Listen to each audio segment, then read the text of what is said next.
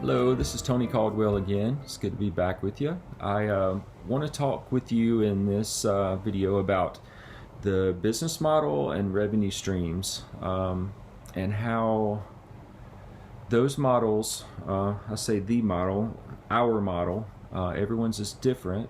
I suggest definitely being well versed in what these models can be, but also tailoring your model in a way that not just reflects your goals, but your personality, who you are. So I can give you an immediate example. Hopefully it's not too obvious in this video, but I'm extremely introverted. So I can sit face to face with people all day long, and I do 8 to 10 hours a day with 10-minute breaks in between, talking one-on-one with people about very important stuff, very deep issues and pains and traumas and the most painful aspects of our experience as humans. And I am so cut out for that. I can do that all day. But put me in a group setting talking about the weather or sports or something, and it's torture for me. I'm not good at it because I don't enjoy it. So I have to lean into the extroverted part of me, because we all have we cover the whole spectrum. It's just we can become quite one-sided in some way, just due to typology or experience, or what we're comfortable with or what we rehearse.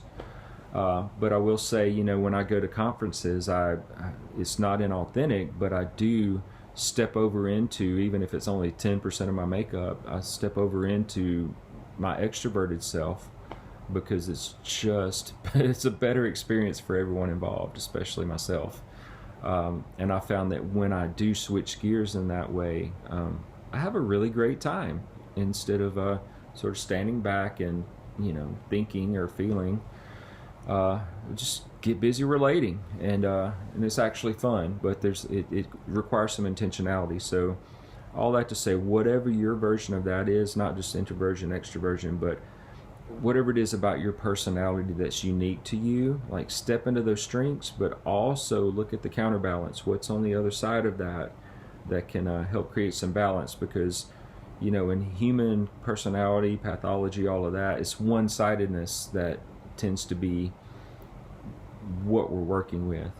So trying to find a balance, and then rehearse your what Carl Jung would call your inferior function, but the opposite of your strength. Rehearse that, become ambidextrous, if you will, as far as personality characteristics. And you might think that it's strange to start off a conversation around a business model with personality, but personality is so incredibly important.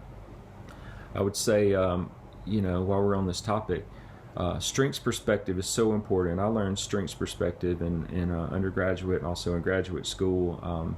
It's a perspective that social workers use, because when you go into really tough situations, or you go into a situation where there's more problems than resources, or more suffering than relief, more need than opportunity, that sort of thing, it's really easy to focus in on what's wrong or what's not possible. So strengths perspective says, look for what's there, what you have to work with, and really use it, really implement it.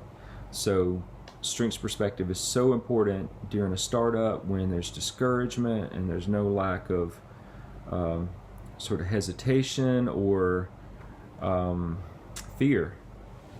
So I think that's really important to keep that in mind. There's an author named Bernie Glassman who calls this the art of Zen cooking, which is making the best meal you can with the ingredients that you have present. So it's something I've learned from a lot of musicians too. Some of my favorite musicians that I've been able to meet through our store, I've learned that so many of them built their style, their signature sound, on their limitations, not on their technical genius, but taking their limitations and making that a strength by making it a signature sound, instead of it just feeling like some sort of like setback or impediment. So whatever that might look like for you in your life or in your business, hopefully that will be helpful. Keeping a sense of beginner's mind, being an eternal student, a dozen years of psychoanalytic training, mostly with people who are in their 70s and 80s. I've learned the art of sort of authenticity and eldership, and the main ingredient for that has been a sense of beginner's mind, or being a lifelong learner or eternal student. So there's a sense of humility and a sense of dignity that comes with the fact that you know what you know, but you're always open to sort of taking in new information, and not just taking it into for like assimilation to just sort of add it to what you already know, but to let it actually infiltrate you and update you and grow you. You don't have to take in every single thing. That of course wouldn't be a great idea, but to consider even things that you're opposed to initially, and sit and sort of just be with new ideas before just jumping to a judgment to sort of shut that down, is always fertilizes something. It always leads to some growth that's potentially beautiful. So keeping that in mind, because there's so much that can be learned on the other side of resistance. So I would say when there's resistance to learning something new, just lean into it. You don't have to take your brain out. You don't have to compromise your values or anything like that, but just staying open to possibility. That's how we stay alive. Closed systems that just always move towards entropy, and we can have a closed system between our ears as well. So I would also say joy. Joy within your pursuit is so important. It's easy to lose access to joy under stress, pressure, conflict, chaos, concern, all the things that happen when you're starting a new business or maintaining an established business. But keeping access to joy internally, being a therapist, I could go down the road of self-care. That's not really what we're here for today, but even those words can be problematic for some people. But honoring yourself, the simple things: hydrate yourself, feed yourself well, get enough rest. But all of that's really important for maintaining balance mentally and emotionally. So access to joy is so important, because suffering is going to happen in all of the ways, but it's up to us to maintain access to joy. In the guitar business, we had to experiment and learn as we went. So again, a lot of humility. We had a minimal budget, startup budget. So, strategies as far as, new versus used and vintage and consignment were all things we had to figure out in real time. And sometimes your research can backfire. I'll give you an example. Our research was to look at the other stores in town that were doing some things that were sort of similar. And I noticed that they were all mostly carrying used, vintage, and consignment pieces, not new boutique pieces. Like guitars in the $2,000 to $5,000, $6,000, $7,000 range that are built in small batches by small builders that are unique, custom creations. So I thought, wow, there are other cities that have this. Why does Nashville not have this? So we stepped into carrying some of those lines. And we quickly found out why not many stores carry those. Mostly the makers, people enjoy the direct connection to the builders in those situations and want to buy directly from them. But on the other end, it's not always possible to go to where that builder lives, so to have access to those locally is great. But what we found is, yes, those things do sell, but they take a significant amount of time because of the price, and for a lot of colliding reasons, as I was stating earlier. But we found out that just doing that, or doing the thing that wasn't done before, there were reasons why it hadn't been done before, and that's that you have to be able to invest a significant amount of money up front, and it's the waiting game until you sell that item and receive a profit from that sale. So we had to really lean into the fact that other stores, there was a wisdom to why other stores were doing what they were doing. They knew their market, and so looking for ways to be unique in the market. You don't want to replicate what's going on in other places, but some amount of overlap was necessary. And so I think the place where my naivete took over was trying to be, let's say, 75% unique instead of 50% unique, if you will.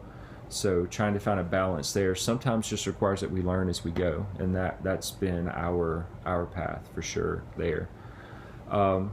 Again, as I was saying in the first video, the revenue streams that we weren't expecting to be of a significant to create a significant amount of our income and sort of a predictable income was the maintenance and repair and consignment of instruments. And so I was thinking going in that would maybe be 10% of our monthly income, and it's turned out to be like 30 to 40 on a given month. And I see that going up. So I could see the repair side of our business, just because it's a quick turnaround. You can do most of these repairs in 30 minutes to an hour.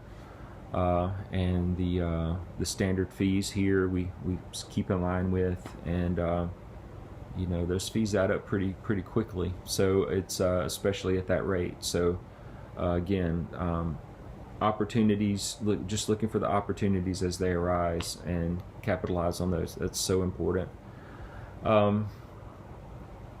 In the therapeutic business, playing off of one another within a partnership, whether that's someone you're collaborating with from afar, or someone that maybe you're starting a business with another person, playing off one another's strengths, utilizing one another for feedback. All that is so important. But I will say, within that, boundaries are so important.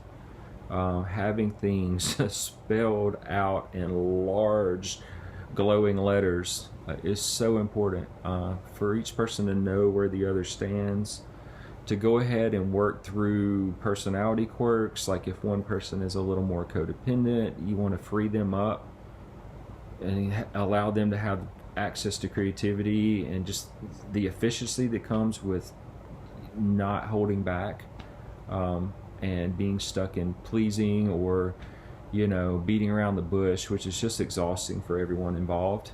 So not to necessarily call that out in a sort of mean-spirited way, but to say, hey, we can be free from all the drag and drain that creates. But then you have to back that up and actually make that a positive experience for that person that's trying to come out of this lifelong pattern that has some wisdom to it.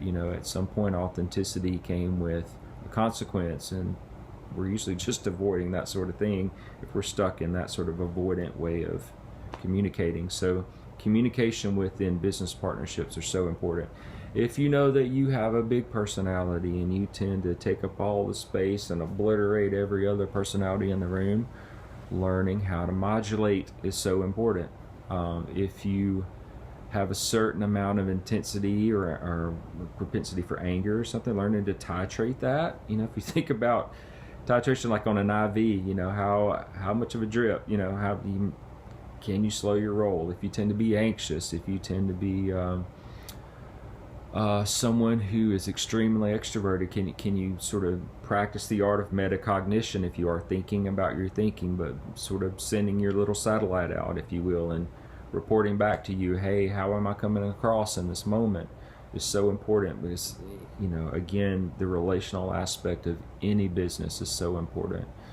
I would say for my wife and I, because we do work together and there's so much crossover at home and at work, and in our partnerships when we do couples work and workshops and training, the boundaries are so important.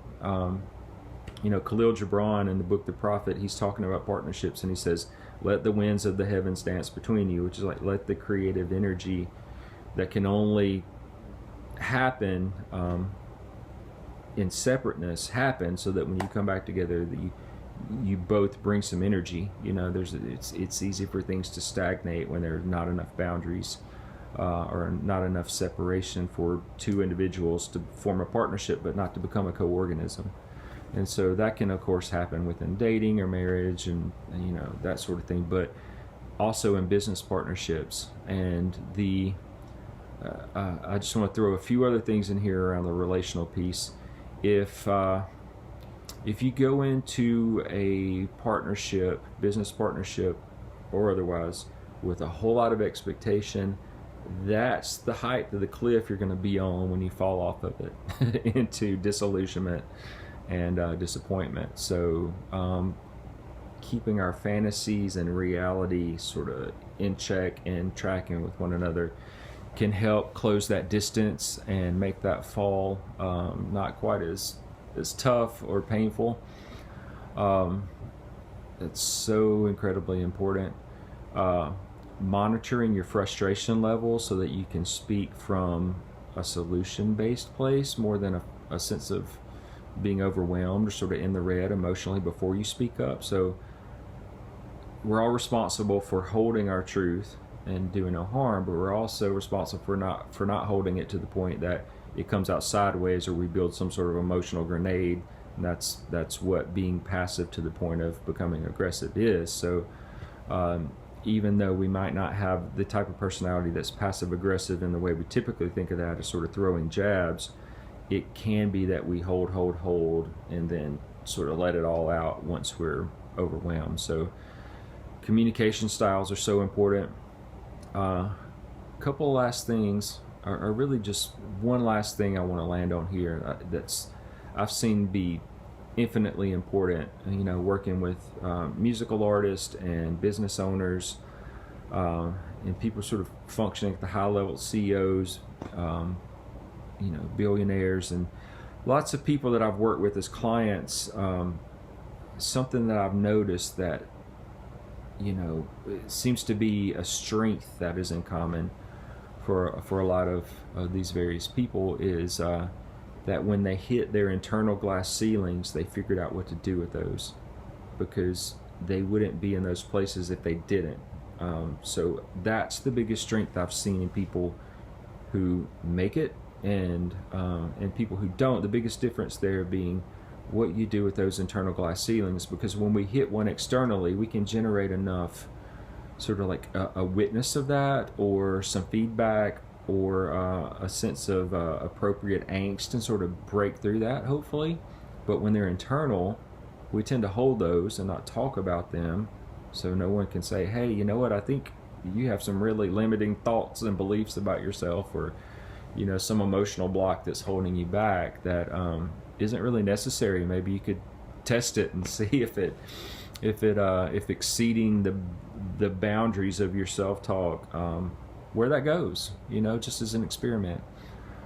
So that's so important when you reach the point of I can't, or I don't know if I can, to really question that and lean into the historical roots of that and to look for ways to deconstruct that.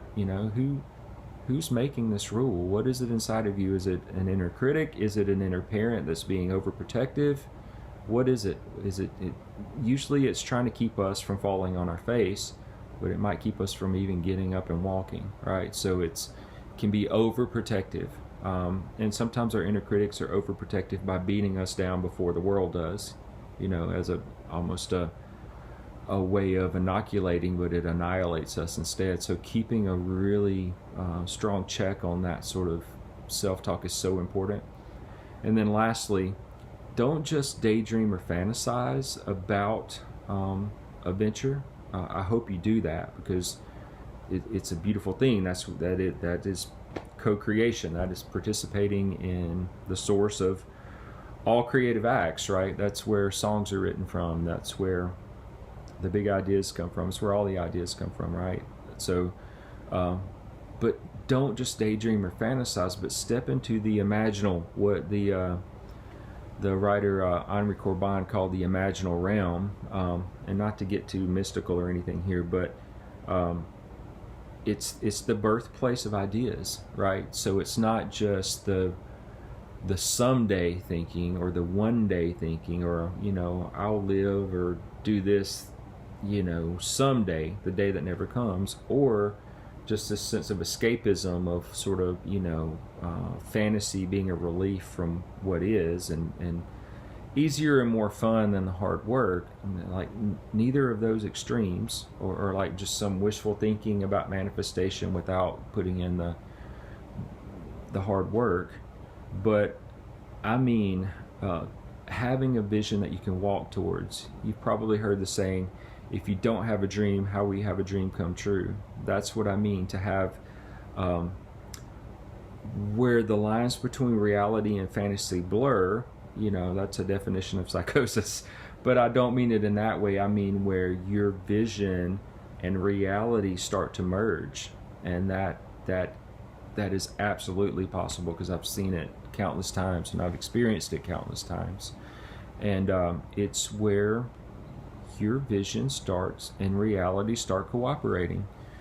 And I think it's important to spend a whole lot of time in that place of the vision and the creativity, and to spend an equal amount of time with your feet on the ground and your hands in the dirt. And that's what manifestation really is. I'm sure there are other more mystical ways of manifestation. I can't speak to those from direct experience, but I can speak to the merger of your deepest joy, your deepest creative vision, and hard work, feet on the ground, hands in the dirt, and that partnership creates beautiful things. So I hope all of this has been helpful, and I look forward to hopefully seeing you in a module to come in the future. Good luck with all of your endeavors.